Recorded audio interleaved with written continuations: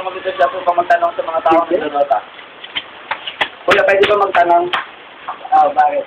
Ano ba ang meron sa Dota? Gusto mo ito? Actually, yung sa Dota, hindi naman talaga yung mismong laro yung masaya dun. Ang pinakamasaya dun yung naglalaro kayo na may kasama kasi yung nakaka-enjoy kasi pag naglalaro ka ng Dota na may kasama ka kasi nandun yung relax yung excitement laro. May nagturo ba sa'yo o ikaw utang matuto? May nagturo sa akin, ang pinaka-bobo. Ito, Paul. Siya nagturo sa akin. Kaya nga, kayo ba yung na-interview sa akin kanina? Parang mapapanda kita ito yung kakamera, ito yung nag-ano eh. Ano sabi mo? Ito yung nagturo sa akin ng Dota kasi siguro mga ano pa naman ng Dota eh. Isang taon ba?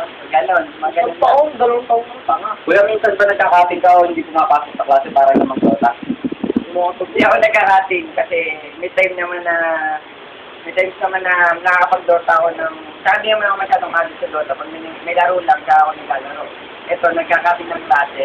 Before pasok sa yung ilang baon, tumutuloy sa computer shop, hindi sa eskwelahan. Hindi ko tayo mamalaki yun ha, pero ito.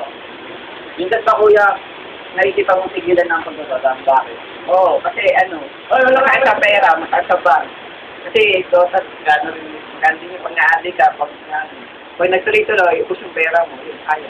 Hindi ka ba nahiya sa magulang mo, binibigyan ka ng pera para lang sa pag-Dota mo? Siyempre, nahihiya kasi buti ba sana kung pangkain ko minsan pinandodota ko lang, sayang. Kasi sayang pinaghirapan nila. Yun. Pero ngayon, kung pag-uwi ka na ng pagkakataon, titigilan mo na lang. Oo, tinigilan ko. Tama na yung video niya.